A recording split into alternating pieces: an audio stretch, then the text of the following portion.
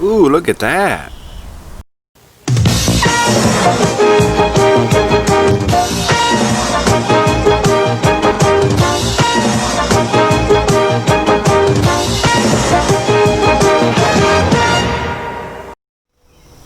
Feel what we got going on here? Yep. The over-detailed, obsessive-compulsive part of me is taking the engine bay down to a point where I can paint. We're going to clean everything. But right now we're moving everything down, then we'll clean it and prep it up, prime it, and then we'll paint it our base color, which you will see here shortly. I already took out the bulkhead, the starter relay, ballast resistor, voltage regulator, and a handful of other items, as well as just bringing the looming down for the wiring. So we're going to get this cleared out, and then probably what I'll do is I'll take some plastic or something and drape it over everything that doesn't get painted and try to contain everything in under it so it doesn't get oversprayed. And it might be able to slip out here. Oh, and this wire here is for the blower motor. It's got the little grommet. Well, the grommet goes in the firewall, and this piece feeds in there. You carefully remove the grommet, pop it through, then the whole thing just slips out. You don't have to cut any wires, do that hack kind of stuff to get it out.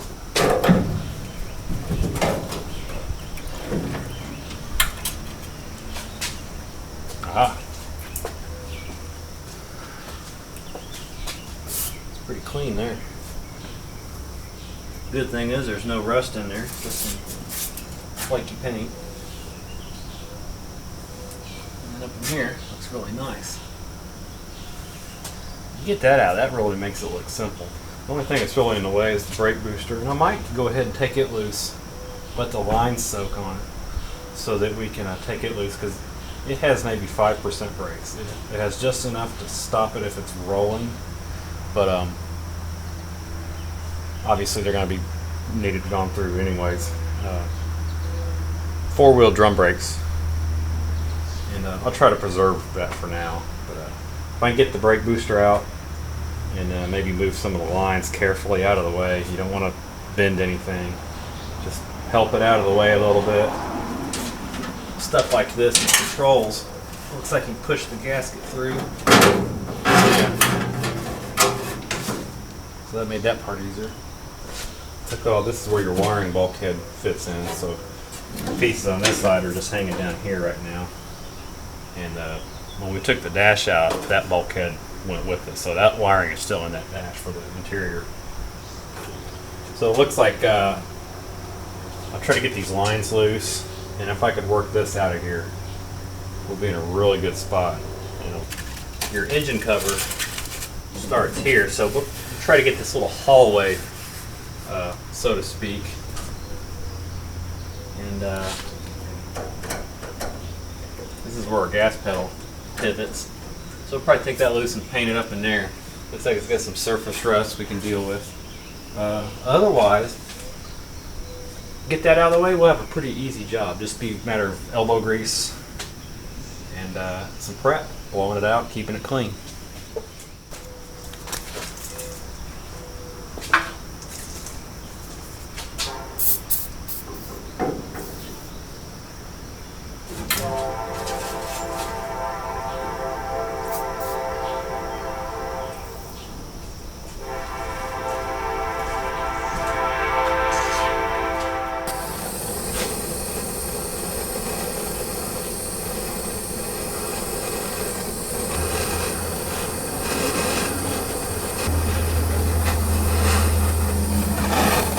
So if I happen to get this loose, wish me luck.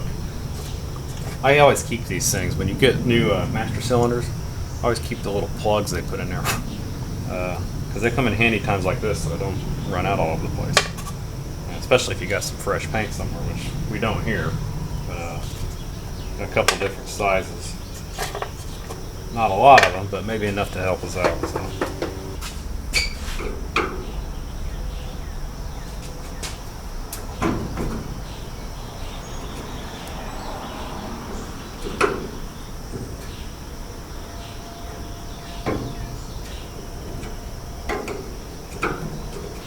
So far, so good. Just make sure your line doesn't turn with it, you'll twist it. And just make sure you notice what it's doing. If you don't see the line, in some cases, make sure you do see it. Because you think that it's coming out, but it's a little tight, and you're like, oh crap, you twist your line right in half. I have some line wrenches, but they're actually, they don't seem to fit anything I have, so. This old pair of jeans under here.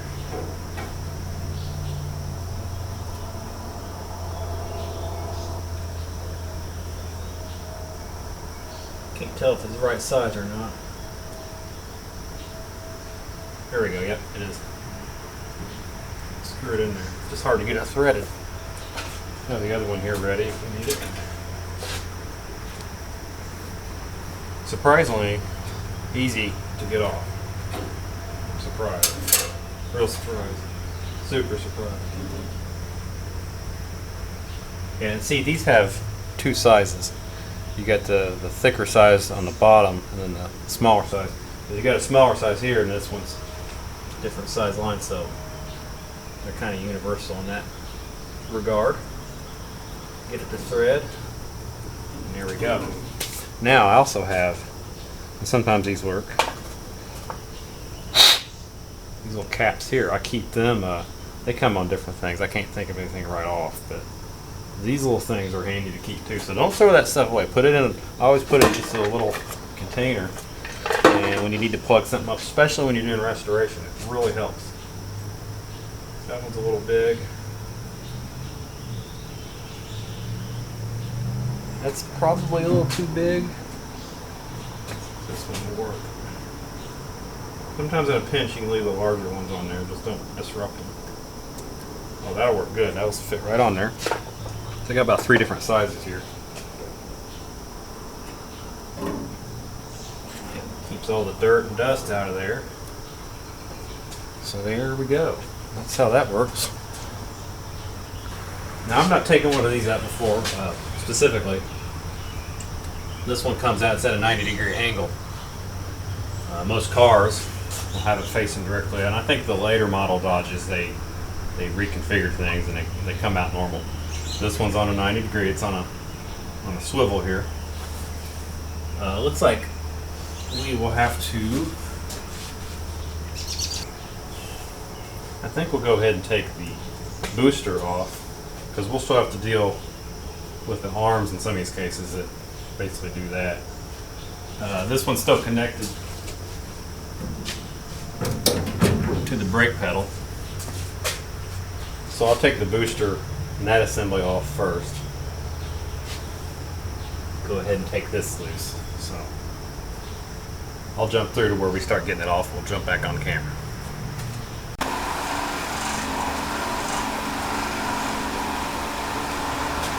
Alright, so you have 2 kingpins here. One here, one here. I took them out, they are identical. I'll put them aside, put the nuts back on. 4 nuts here. Should be ready to come out.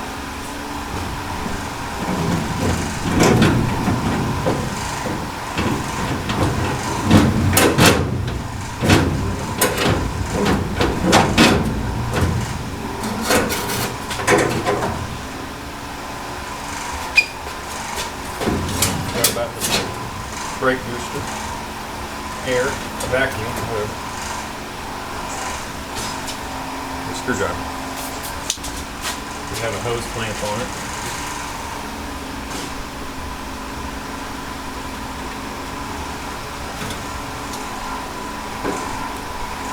There we go.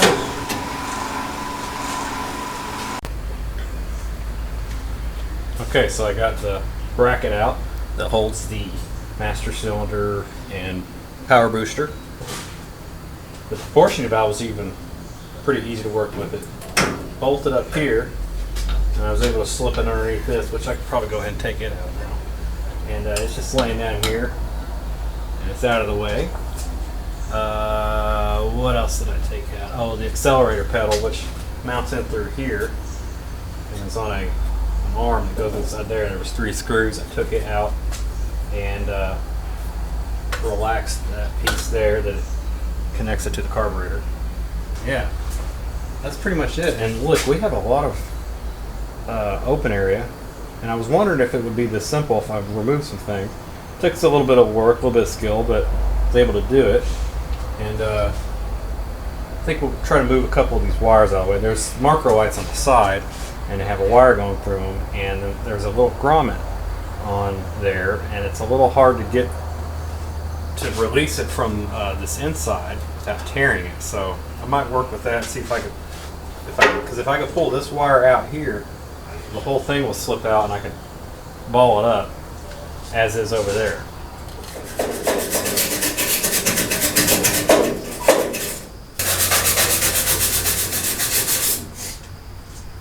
Oh, hey.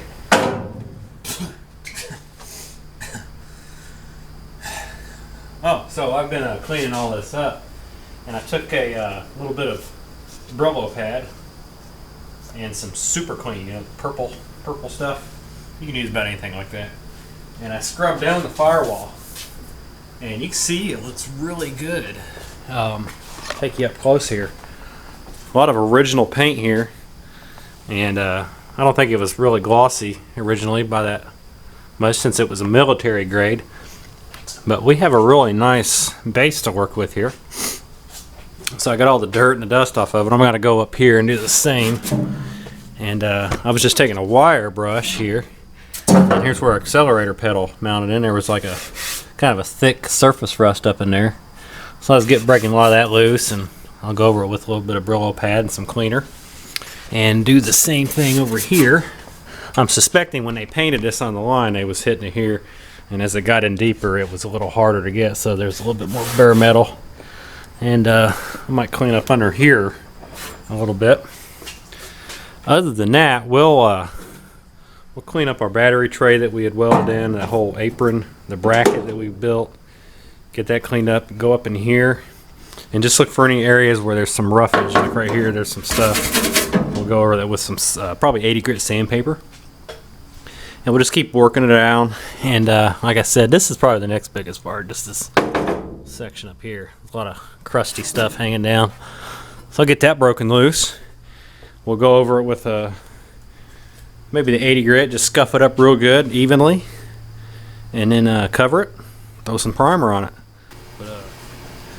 Alright, so I said I'd cut in here if we had something else to kind of disclose. And really we do. And what you're looking at, you're sitting on the passenger seat looking at the floorboard, and here's the engine. And this is a firewall that we was just looking at, alright? A lot of this, like I mentioned in previous videos, this area here, as it comes down, this is a weather strip rail for the engine cover as it sets up against there. But your carpet will lay up in here, your foot well covering. And so you will actually see a lot of the body color in certain spots, even if it's just around the edge. So we want to include that and try to be thorough and make our base color show and look like a quality restoration. So there's a little bit of a rust right here, but it's not really that bad. It's where the seam sealer kind of held it, and it kind of stained it more than anything. And so we're just going through, we're going to clean all this up just like we are on the opposite side and get it nice and kosher, I guess you could say, so that we can put some paint on it. And we'll paint it all at the same time. And when we cover it with the plastic, it'll cover back over the engine. We'll move the engine cover out of the way, and we can do it all at once in one shot, and it'll make a massive difference. Because if you can imagine everything you see gray and all this dark stuff in here, the old finish, imagine that bright red, as well as this area here all the way up into here. And at that point, I mean, we can just go hog wild. We can do the windshield channel, and we'll clean up our jams a little bit and probably just do this whole front section, the jam all the way around at once, the inside at least till about here, and then we'll cover some red up in this rail as it loops around and does the same thing on the opposite side. So basically from about here forward will be red all the way up to the firewall. All this will be red down the side of the gutter here on the fenders. red, and the front here red, and the front there red. And then just basically a symmetrical pattern of this side. We'll even do all this. Take this bracket off. It's supposed to be black. And once you get it to that stage, all the gloss, the freshness of it, if you're not used to that in a restoration, you don't know how motivating that is to get to that point, and how much cleaner and simpler that it makes it look. It makes it just look like a toy then. Just like a fresh new toy, just shining and ready to be put together. It'll be amazing. But we have to put in the work first. We got to clean. And you can tell I'm kind of sniffing from the dust that we've stirred up. I pretty much got, this was very dusty up in here. I went all the way through from one side to the other. So we're going to clean up that a little bit more, and we'll do that. A little bit of this.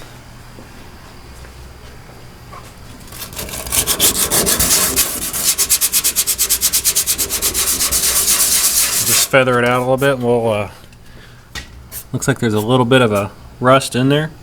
That's okay. We'll use some encapsulator on top of that. We won't go to the trouble of muriatic acid.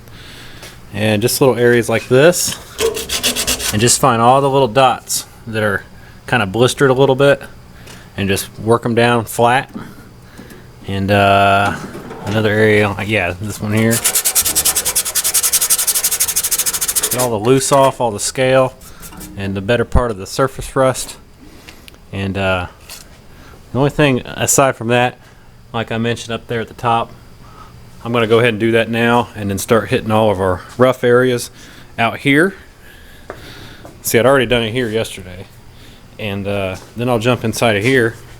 And somebody, whoever I bought this from before them, they put duct tape through like everywhere, and they had like a clear silicone sealant.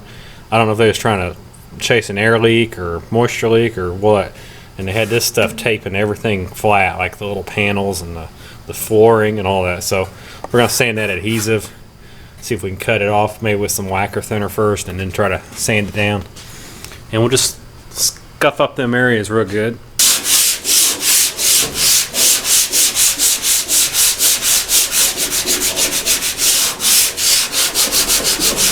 Top to bottom, try to get as far down as you can around these dimples. Just give it a quick roundy round. Come up to little holes like that. You can kind of do the same thing. Be careful, my hands are pretty rough, so if your hands are softer, you're more inclined to get cut there. And just give it a quick scuffing that way. Then you can wipe it down, and it'll be ready for primer. And then, like I said, all your rough areas or any adhesive, get that off first. And then once you go through everything that you have projected to paint, clear it out, then we'll be in good shape. So this is what your hand looks like after all this sanding and the blood. And I just cleaned them off with the fast orange, and they still look dirty. But what I did, I went ahead and just sanded as much as I could. The whole firewall, the sides, the aprons down here in the bottom. The only thing I've left is this and the bracket. I'm going to do that here in a couple days. And I even got up under there, and that's where I got all the blood. I kept smashing into them things, trying to be aware of them. But you know how that goes. Got everything else sanded up into here, all through there. So since I started taking all this stuff out just this evening and did all this sanding, it's been about 8 hours. Couple breaks here and there. So the next thing you're going to see us do is blow this out real good, and I'll probably de-rust this little area here where we should have sealed that when we put it in, but it was kind of a big weekend when we put that in. We was just glad to get it done, and we got a little hasty, but that happens sometimes. You'll do it too, I'm sure. So we'll get that cleaned up, and then we'll blow all this out. We'll put our encapsulator on there, epoxy, and then we'll see where we're at for a nice coat of red paint. and that's for this side and on the inside. So it's looking up. So I got to thinking, before we get all our what we call sanding done, I wanted to trim up this area because a lot of this will be exposed. Yes, we'll put some interior panels, probably some custom panels in here. We'll have a headliner that'll fit inside here. This one did originally, it was cardboard, but pretty much was dilapidated. Can't really use it. But we'll reuse something up here. And so some of this will be exposed. Our console comes up to about here, but we'll just go ahead and be thorough for the sake of it. Because this will get painted down through here, so we need to clean some of it up a little bit more. This is where we had run a weld down through here. We put this new piece in. So we'll probably have to use actually a little bit of filler and just smooth it out some. But right here we have more of the residue from the duct tape that was on here for whatever reason. And it's pretty dry, but we can use maybe some lacquer thinner. That'll help cut it if we can't just sand it off. I'm going to try to sand it first. Like I said, if that don't work, we can just take some of that, and they usually just cut it right off there, and then we'll sand it. But we'll scuff it up real good, remove any of the rust that we see on here, and I'll probably go back to about here. It's looking pretty good. So we're going to start on this and just see what kind of results we get. I'm just going to do it by hand, 80 grit.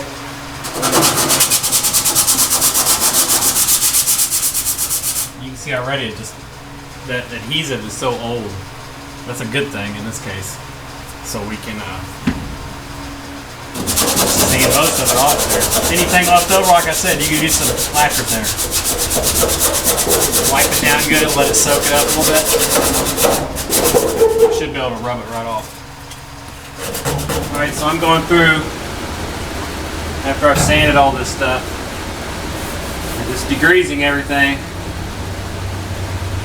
Wax and tar remover. This helps pick up any of the dust,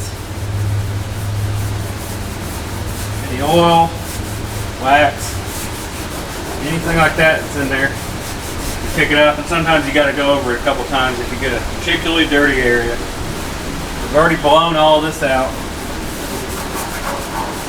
so we just got to be real thorough right now. Wipe it down, let it dry, wipe it down again. We're going to spray some rust encapsulator on all these little areas that are kind of suspect.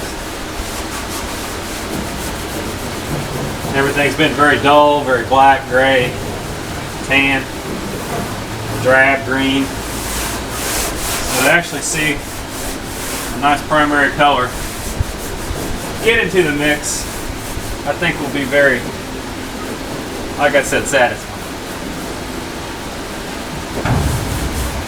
That up.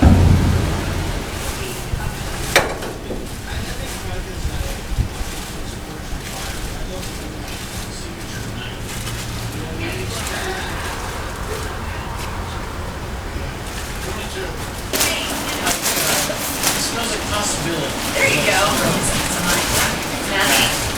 I look like campfire stuff.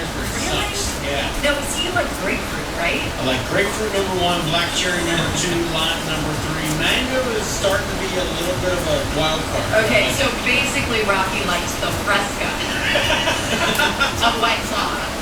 I'm gonna let that sink in. I'm gonna say watermelon is too sweet. The watermelon White Claw is too sweet for me. Yes. I would chug that one. Okay. Matt? Well, I've only had them in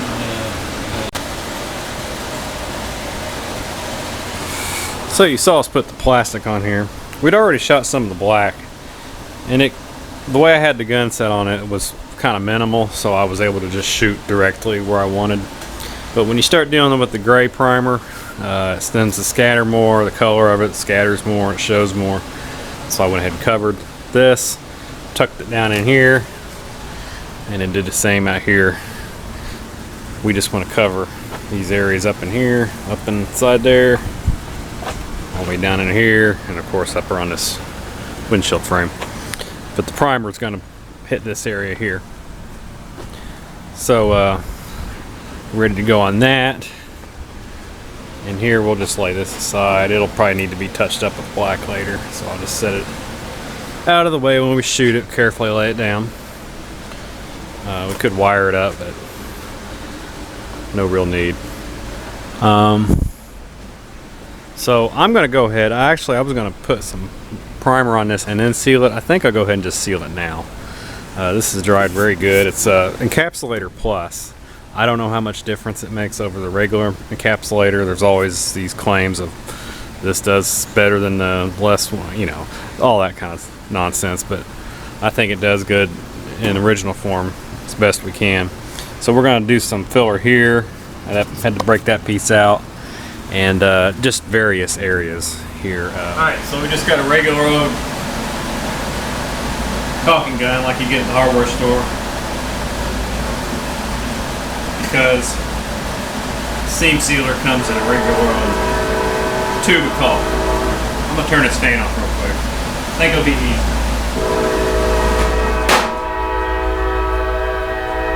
I'm going to turn the train off now so you can hear me. So, okay. So you know the business. Open it up. Make sure it slips down in there. Okay, now we're going to have a knife. We'll start small first, since we're going to have one tube. A lot of people like to have two tubes, one with a small opening, one with a big opening, but I didn't feel like spending money for two of them when I right now just need one. So we're going to do a little slash cut right out here towards the end.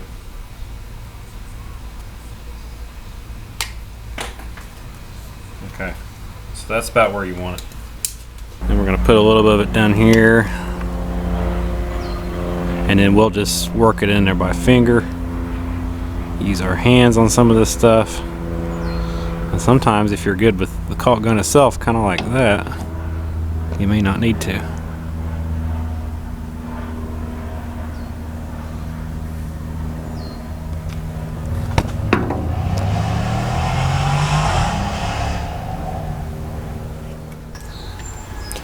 Alright, so I did turn the camera off, one, so I could concentrate on what I'm doing. And when you're trying to remember large, complex areas, it's best to not have any distractions. So we went ahead and seam sealed this.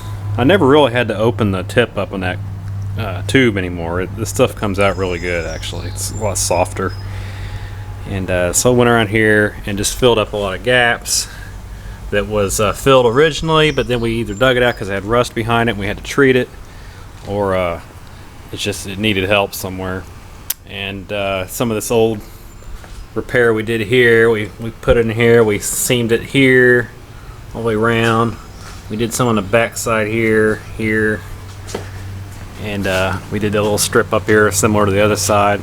Smoothed some of that out up in here, and we did a little bit here just to help that. We filled these little gaps. This gap, oh, and speaking of gap, this one here, and we'll sand this later. This was completely, we dug it out, all the old stuff was cracked and dried up and holding some rust up in there, so we cleared all that out and then treated it, you know, got as much of the rust out as we could, and then put a fresh new strip in there. Same thing on this side. And here's where we started earlier, right up in this corner.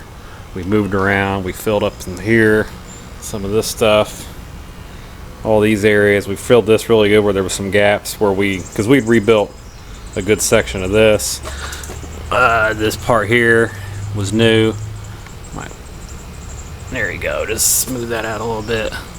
Some of it can sand if it's a big enough deal and it's dry. It's pretty workable.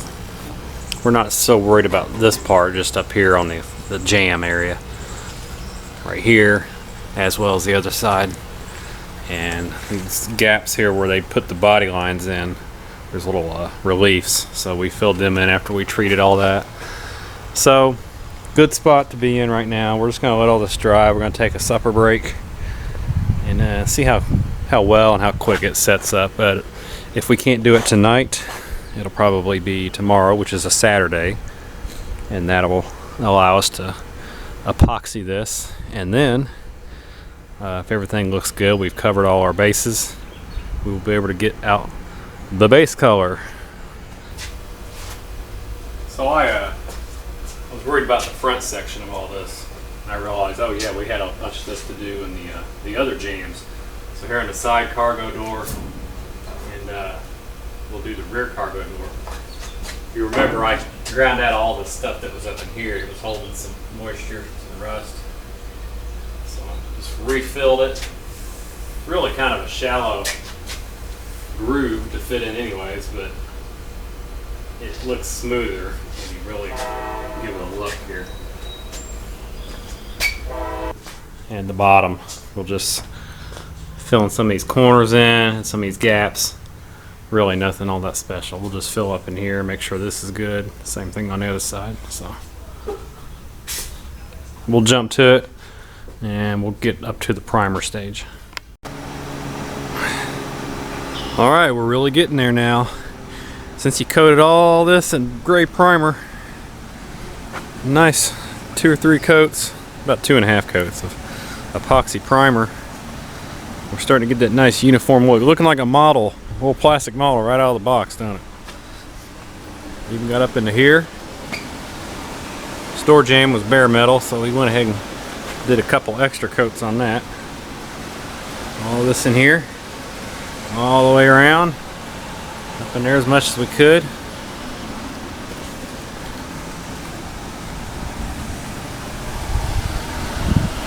And then on this side, same thing. Very clean look. Clean. Went ahead, shot some paint up on that header, or primer, up on that one. Down that stem there, and down this one.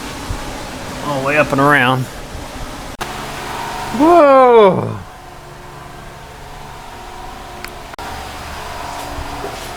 Whoa! Oh!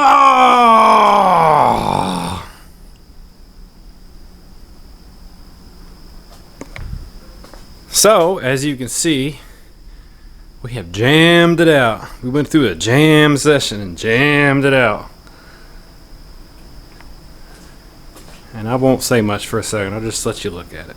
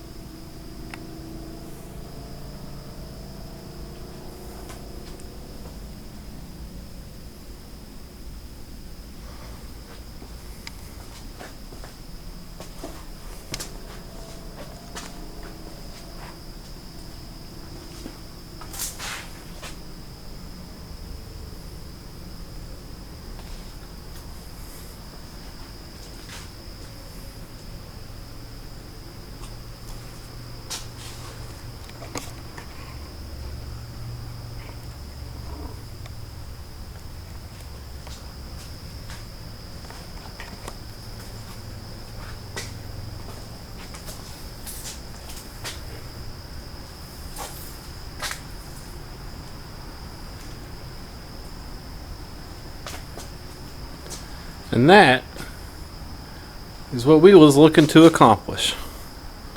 So we're gonna let this dry overnight, and then tomorrow we'll take the plastic off of that and probably just push it out, let it set for a bit, let it cure a little bit better, since everything's pretty soft. And we'll just let it marinate.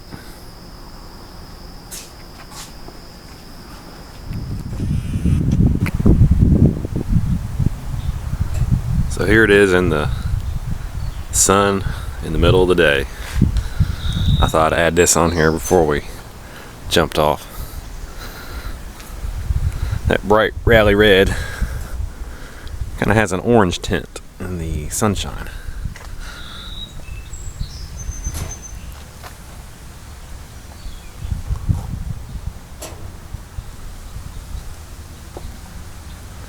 There's a few places we're just going to touch up, not sure when. There he's like right there. And yeah, right along that lip. The plastic was up against it. And I'm not probably too worried about that.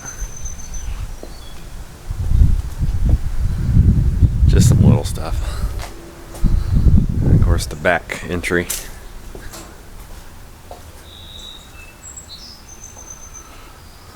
So there we have it. Just debating on what we're going to go into next. Might take a break from some of the body work, so I'm not sure if I'll jump into the doors and all that stuff yet. We might go to the dash. But just make sure you subscribe and like, hit the little bell, give you the notification when we do update, and then you'll see what we're going to do next. So thanks for watching. We hope you've enjoyed the preceding short feature.